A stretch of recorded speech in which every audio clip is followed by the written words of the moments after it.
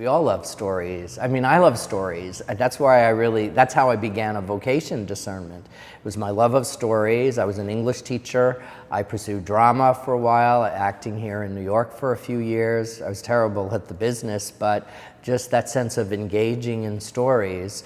Yes, I suppose it starts as play acting as children, but that's always a part of us, to be part of something bigger, and that's exactly what faith does through stories, tells us we're part of something bigger. So whether we've had a good day or a bad day, don't despair, because this is all still working itself out in a timeless way.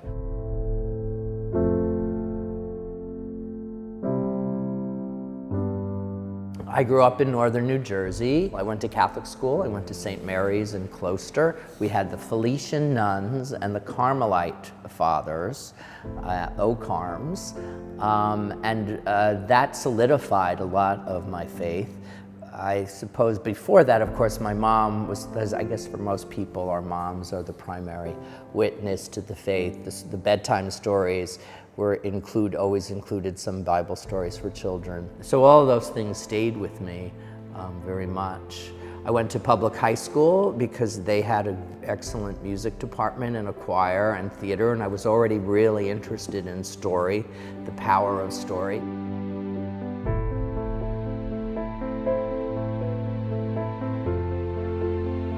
I would walk up onto 60th Street and cross over, so I never saw the front of St. Paul the Apostle Church. So from the side, with all and at that time it was still dark and very black, they hadn't cleaned the outside stone of the Paulist church. I thought it was an armory. So I'm walking past the armory for a year or so. I didn't even know it was a church. So kind of funny. The first time I stepped into St. Paul's Church was during that period. There was a concert of sorrow over the bombing of Hiroshima and Nagasaki. It was an original orchestra work. I was very impressed with that. I wasn't quite a church attender at the time, so I didn't consider coming to the church. But in the end, it was, I think the sensitivity of story and of music is what rekindled my Catholicity and brought me back to church eventually. While I was still working at the Met for a lark, I did supernumerary work just for the Tosca. As the last thing I did on a professional stage was that they had me as a priest in the Tosca profession at the Te Deum at the end of Act 1. So that was fun. And it was at that point, because of a lot of family issues as well, that I started taking my faith more seriously, started coming to St. Paul the Apostle, because it was just down the street from where I worked. My faith was being nurtured. I was enjoying being back in the church. I became a lector, and then a Paulist at the time said, we love the way you read, the way you proclaim with a real sense of depth and sincerity and clarity because of all my acting training.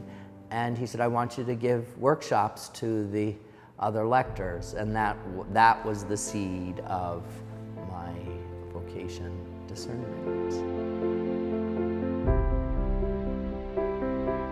What appealed to me to the Paulists when I first met them here in the 80s was that real sense of more affirmation. It was no via negativa on the way to Jesus, and even the cross there was some sense of responsibility and joy, and then the interaction with the culture, which is where I was coming from, between literature and theater and the opera and everything. I was ordained at Good Shepherd because here, the mother church, was not to have finished its renovations. And Good Shepherd, the Paulists had a long history at Good Shepherd also, so there was a lot of joy and excitement up there. Only 2 Paulists have been ordained there, myself and Stephen Bossi. Everybody else was ordained here, which kind of fits because even the mission that I do with the drama and the music and the songs, I'm sort of a Paulist of a different color, I guess. That was the most emotionally piercing moment for me. In fact, that's where I started to cry. When I was on the floor, it's during the Litany of Saints. The full weight of dedicating my life to Jesus, to claiming more continuity with the story of the saints as they're being called upon to pray for me. Childhood memories of statues that my mom had in the house. It's sort of like everything was impacting me the most there. For me, that was extremely, extremely powerful. Well, still and always is the Christmas story. I think because it highlights not only that God is so with us, the intimacy that we can have with God as a human being in Jesus, but also the importance of every human life. I think the Christmas story makes it emphatic that we belong to God, every child belongs to God, everyone is part of a bigger story, just as Jesus entering into the world was already part of the story of Israel. He didn't just drop in out of the middle of nowhere, and how very, very important that is.